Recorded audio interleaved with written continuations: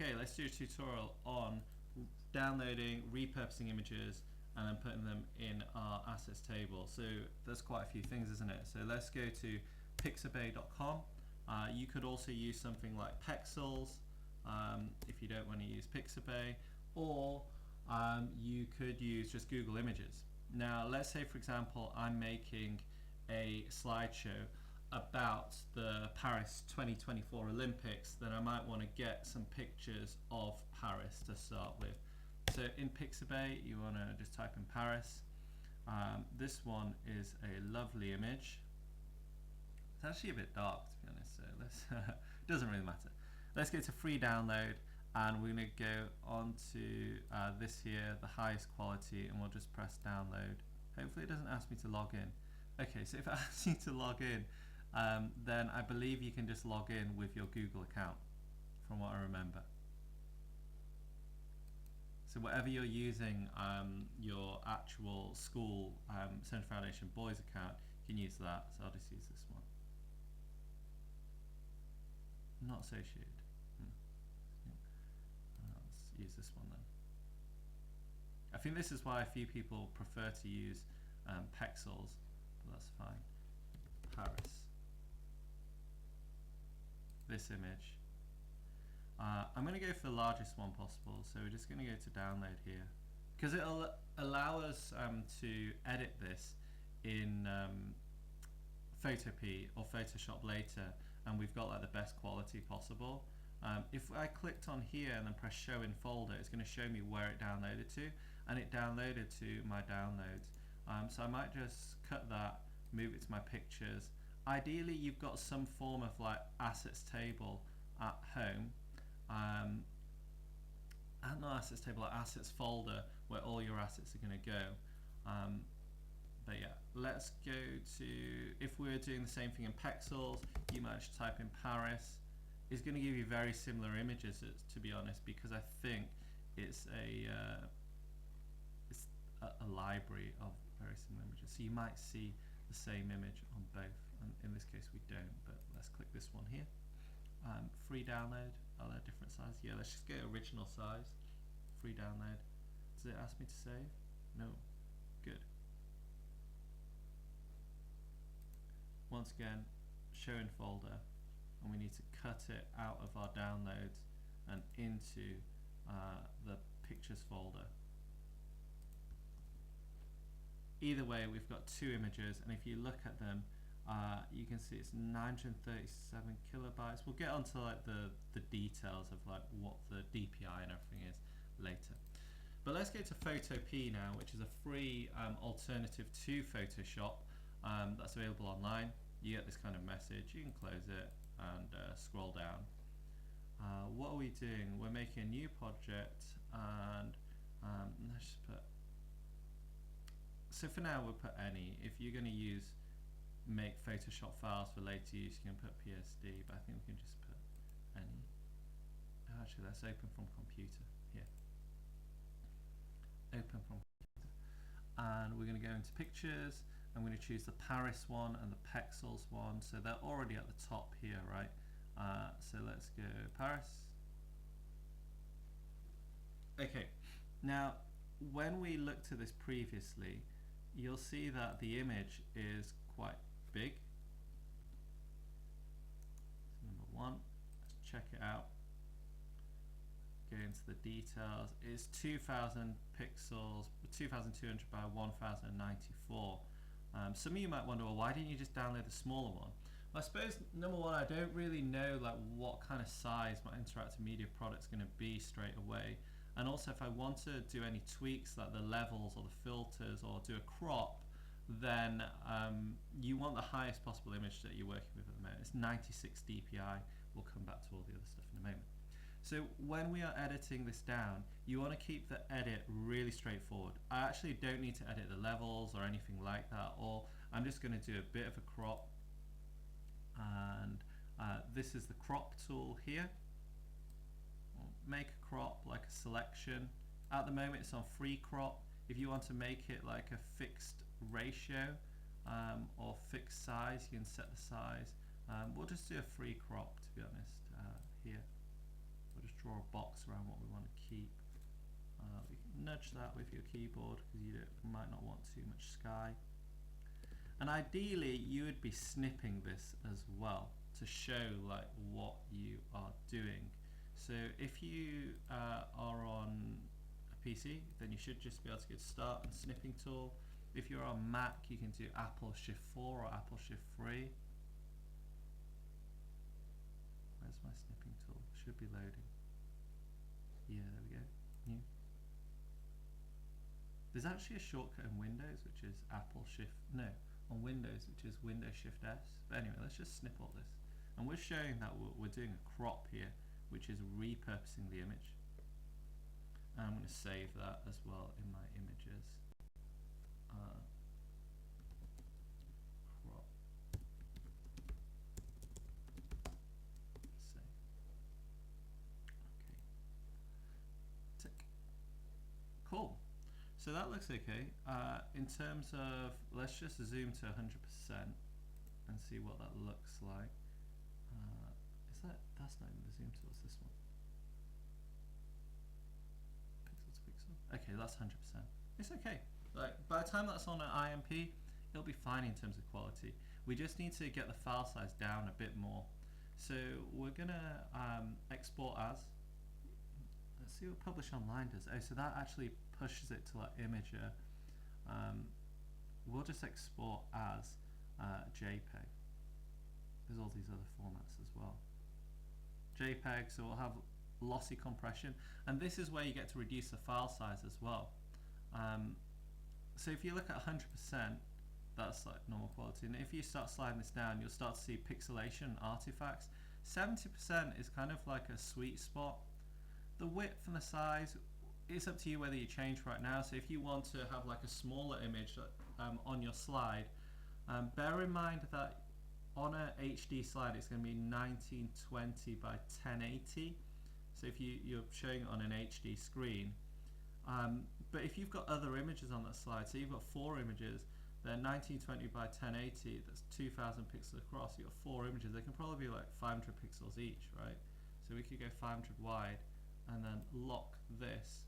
If you don't lock that, it's going to, if you don't link it, it will change this to 500 and keep that at 500 as well. And then what we can do is we can snip this as well. So the snipping tool still open. I'll just take a snip of this to show that I'm repurposing. Save. Paris. Resize. Save. Okay. And then we'll save it. Cool. Done. That's downloaded. Show in folder. And then we can, because it's given it a name, and I'm just going to put this, give it a new name, and I'll say web or IMP version, whatever you're making it for. Get all these pictures, and we'll put those also in my pictures folder. And then you'll kind of see like what the difference is in terms of size. So if we look at this, Paris IMP is 27 kilobytes. And if we look at our original, just somewhere in here, books and other random stuff, 791 kilobytes. So 791 kilobytes compared to say 27 kilobytes. We've downsized it, and when we bring that into PowerPoint, it should look fine, I think. It's okay because we'll just like resize it a bit. Maybe I've overcompressed that tiny amount. But if you've got like I said, if you've got 4 images, then at that size, no one's going to be able to tell anyway. So it's about getting it down to like the bare minimum. Now, if you're using a full size image on your slide, then probably resizing it down to 500 pixels is not such a good idea. So you probably want to keep it at like 1000 or 2000, and you might not necessarily want to have as tight a crop. Okay, so that is repurposing images. We've also got to add that to our assets table as well. So the assets table template is on Google Drive. I'll send you the link, but in the meantime, I'll just show you where it is. Let's leave this for now, and I'll talk about like what your assets table needs to look like. let's change from this account to my school account. This is my personal one, like 5 accounts.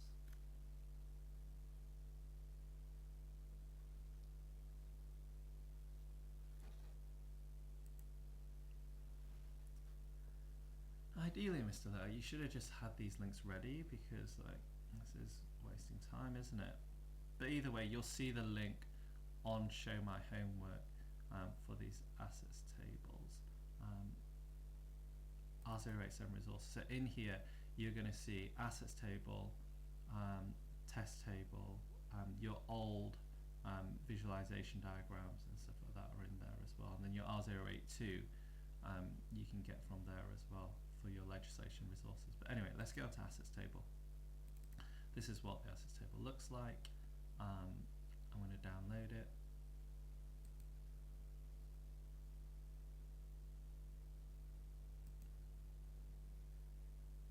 If you're working on a Chromebook, you can just do it live in here. But if you're on a computer, then I would download it to your computer and edit it there. So let's go on to Microsoft Word. Yeah, let's download it as Microsoft Word. Once again, that's going to go into your downloads folder. So hopefully you've got an iMedia folder and you're going to move that across. But let's double click it and I'll talk about like, how we're going to do this. So I've got this over here and we need to insert our asset. So the thing that we just dropped in, which is pictures, is Paris, wasn't it? This one was the original, so I put the original in to start with. Oh, lovely, it's at the right size already. Properties, so let's go back to here, pictures. I remember we were going to right click on properties, and you're basically going to copy all this, 2200 by 1094. Oh, why is that like that? Yeah. 2200 by 1094 pixels. What else do I need to know about it? That's not goodness. It is 96 dpi, which means there's 96 dots in every inch. 96 dots per inch, or dpi. The source, where we got it from, so we got this from Pixabay. Copy that. This is why I didn't close anything and why I always have like loads of tabs open. Legal issues, so you can actually just copy and paste this. Pixabay license, free for commercial use, no attribution required. It's a form of Creative Commons license. If you want to read all about it, you can actually click on Pixabay license and it'll tell you what you can or cannot do. There's a temptation to copy and paste all this, but I don't think you really need to. Attribution is not required. Free for commercial, non-commercial use. Yeah, I suppose we could copy and paste that as well. It just makes your assets table a bit long, doesn't it? I copy and pasted this. Free for commercial use. It already says, doesn't it? No attribution required. It's essentially a form of Creative Commons. Use. I will use this on my venues slide as it shows one of the venues for the Olympics. And you would just carry on doing that for all of them. Now, you're probably wondering, what do we do with all of these print screens that I took as well? So these print screens here that we had, this is where having so many tabs open is probably like that's important. So I've got this one,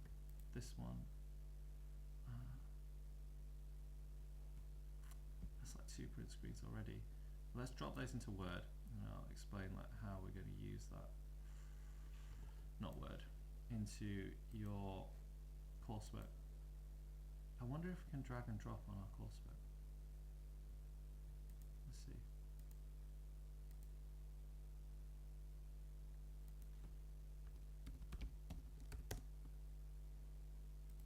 This one.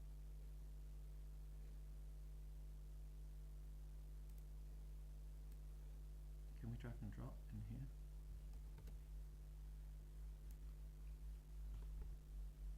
No, that did not work. Insert image, upload from computer. I thought that would work. I think copy and paste will work, but that did not. And then loads of pictures of like Boris Johnson and stuff, and Dominic Cummings. Right, okay, let's insert those. Right, so you've inserted these into your coursework in LO3, and then you just need to explain what you're doing at each stage. So on here you might say repurposing images.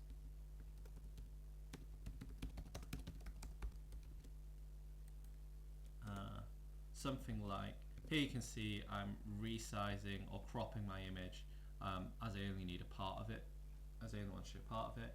Here you can see I'm saving it. I'm reducing this here. Reducing the quality will ensure it loads a lot quicker using lossless compression and resizing the dimensions as well.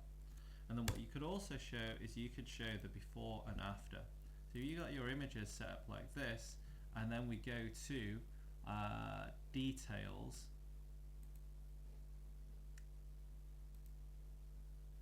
You can see that like this image here, Paris, is 792, that one's 28, so you can snip that.